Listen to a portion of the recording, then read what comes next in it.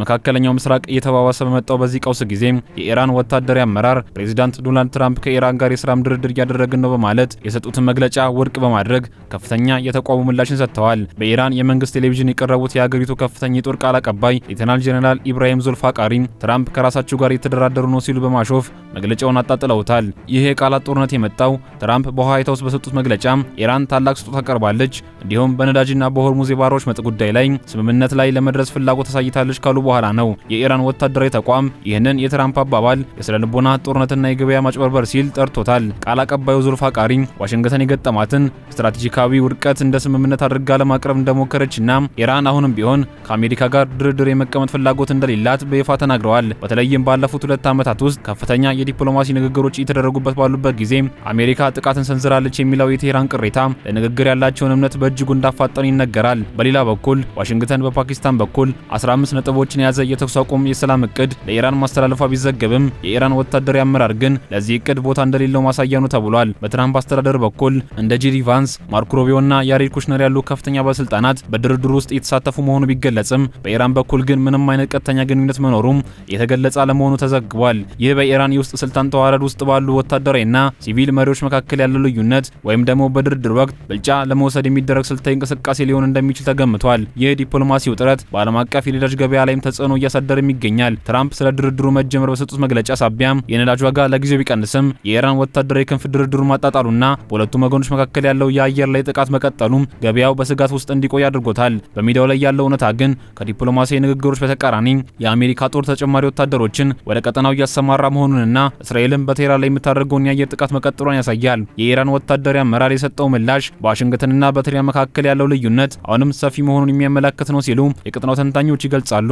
ትራምፕ ፈጣን ስምምነት ላይ ለመድረስ ያላቸውን ጉጉት ቢገልጹም የኢራን ወታደራዊ ክንፍ ግን የአሜሪካን ጥያቄዎች እንደ ሽፈንት ምልክት በመቁጠር ከኛ ጋር በፍጹም ስምምነት ላይ አትደርሱም የሚል ጠንካራ አቋም እያሳየ ይገኛል። ይህ ሁኔታ በቀጠና ያለውን ጦርነት ወደ ማብቂያው ከማምጣት ይልቅ የሁለቱ ሀገራት ፍጥጫ በንግግርና በጦርነት መካከል ተቀላቅለው እንዲቀጥል የሚያደርግ ይመስላል። የኢራን ወታደራዊ አመራር በትራምፕ አስተዳደር የቀረበውን የድርድር ጥሪ በይፋ ማጣጣሉም በቀጠናው የተጀመረውን መጠነ ሰፊ ጦርነት ይበልጥ ውስብስብና አደገኛ ወደሆነ ምዕራፍ እያሸጋገረው እንደሚገኝ ተዘግቧል። ፕሬዚዳንት ዶናልድ ትራምፕ ከዋይት ሃውስ በሰጡት መግለጫ ኢራን የኒውክሌር ፕሮግራሟን ለማቆምና የነዳጅ ሽያጭ ጥቅሞችን ለዋሽንግተን ለማቅረብ ተስማምታለች ቢሉም የኢራን ጦር ኃይሎች ጠቅላይ አዛዥ ግን ይህንን ከራስ ጋር የሚደረግ ድርድር ሲሉ በፌዝ ምላሽ ሰጥተውበታል። ይህ የቴህራን ጠንካራ አቋም የመነጨው ባለፉት 2 ዓመታት ውስጥ ከፍተኛ የዲፕሎማሲ ንግግሮች እየተካሄዱ ባሉበት ጊዜ አሜሪካ በኢራን ላይ 2 ጊዜ ጥቃት ሰንዝራለች ከሚል ሀሳብ እንደሆነ ይነገራል። በተለይም በቅርቡ የቀድሞ የበላይ መሪ አያቶላ አሊ ኻሜኒና ሌሎች ከፍተኛ ባለስልጣናት በተገደሉበት ጥቃት ሳቢያ የኢራን አዲስ ወታደራዊ አመራር ለአሜሪካ ማንኛውም አይነት የሰላም እጅ የመዘርጋት ፍላጎት እንደሌለው በተደጋጋሚ እያሳወቀ ይገኛል። በተቃራኒ ዋሽንግተን በፓኪስታን በኩል 15 ነጥቦችን የያዘ የተኩስ አቁም እቅድ ማቅረቧ ቢገለጽም በሜዳ ላይ ያለው ወታደራዊ እንቅስቃሴ ግን ከሰላም ንግግሩ ጋር የሚጋጭ ነው። ፔንታጎን ተጨማሪ 5000 የባህር ኃይል ወታደሮችና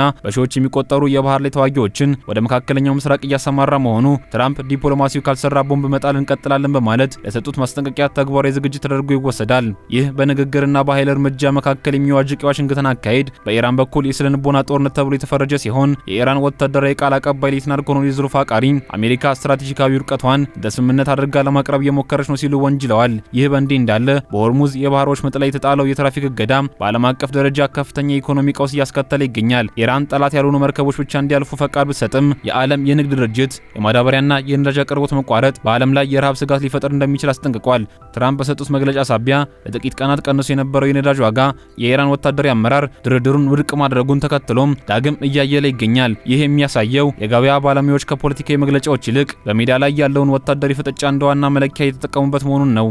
በቀጣይ ቀናት የሚጠበቀው ትልቁ ኩነት ትራምፕ ለኢራን የሰጡት የ5 ቀናት የጊዜ ገደብ የሚያበቃበት የፊታችን አርብ ነው።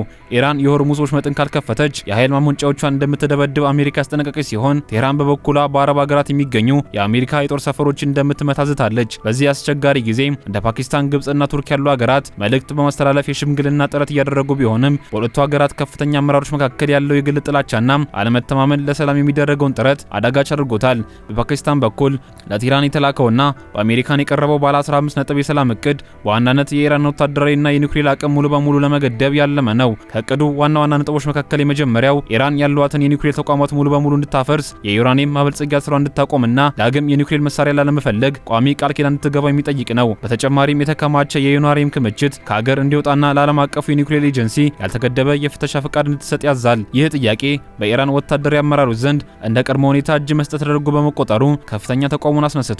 ሁለተኛው ትልቅ የጥያቄ ዘርፍ የክልላዊ ደህንነትን የሚመለከት ሲሆን ኢራን በመካከለኛው ምስራቅ ለሚንቀሳቀሱ እንደ ሂዝቦላ እንዲሁም ሐማስ ላሉ ታጣቂ ቡድኖች የምታደርገውን የገንዘብና የትጥቅ ድጋፍ በአስቸኳይ እንድታቆም ይጠይቃል። በተለይም የሆርሙዝ የባህር ወሽመጥ ከማንኛውም ወታደራዊ ጫና ነፃ ሆኖ ለዓለም አቀፍ የንግድ መርከቦች ክፍት እንዲሆንና ቀጠናው ነፃ የባህር ቀጠና ተብሎ እንዲታወጅ የሚለው ነጥብ ለትራምፕ አስተዳደር ትልቅ ትኩረት የሚሰጠው ጉዳይ ነው። የኢራን የባላስቲክ ሚሳኤል ፕሮግራምም በብዛትና በርዝመት ተገድቦ ለራስ መከላከያ ብቻ እንዲውል የሚል ቅድመ ሁኔታ በእቅዱ ውስጥ ተካቷል። በምላሹ አሜሪካ ልታደርግ የምትችላቸውን ጥቅማ ጥቅሞች በተመለከተም በእቅዱ ላይ እንደተቀመጠው ኢራን እነዚህ ነጥቦች ተግባራዊ ካደረገች በላዩ ላይ የተጣሉ ማዕቀቦች በሙሉ ይነሳሉ። በተጨማሪም አሜሪካ ለኢራን የሲቪል የኒውክሌር ኃይል ልማት በተለይም ለኤሌክትሪክ ማመንጫ የሚሆኑ የቴክኒክ ድጋፎችን ድጋፍ ለማድረግ ቃል ገብታለች። ይህም የኢራንን ኢኮኖሚ ለማነቃቃትና ሀገሪቱን ወደ ዓለም አቀፍ የንግድ ስርዓት ለመመለስ እንደ ትልቅ ማባባያ ቀርቧል። ይሁን እንጂ ስምምነቱ የሚሰጠው የገንዘብ ድጋፍ ለሚሳኤል ፕሮግራም እንዳይውል ጥብቅ ቁጥጥር እንደሚደረግም ተመልክቷል። ይህ የሰላም እቅድ የቀረበው ለአንድ ወር የሚቆይ የተኩስ አቁም እንዲደረግ ከሚል ጥሪ ጋር ቢሆንም የኢራን ወታደራዊ አመራር ግን እቅዱን አሮጌና የተዳከመ ሲል አጣጥሎታል። እንደ ኢራን ወታደራዊ ባለስልጣናት ገለጻ አሜሪካ በ2025 የቀረበውንና በጊዜው ተቀባይነት ያጣውን እቅድ በድጋሚ ማቅረቧ ለሰላም ያላትን ቁርጠኝነት ጥያቄ ውስጥ ይከተዋል ብለዋል። በተጨማሪም ኢራን የሆርሙዝ ወሽመጥን ለመክፈት የራሷን የትራንዚት ክፍያ የመጠየቅና የአሜሪካ ጦር ከቀጠናው እንዲወጣ የመፈለግ አቋም ስላላት በአሜሪካው 15 ነጥብና በኢራን ፍላጎት መካከል ያለው ልዩነት እጅግ ሰፊ ሆኖ ቀጥሏል።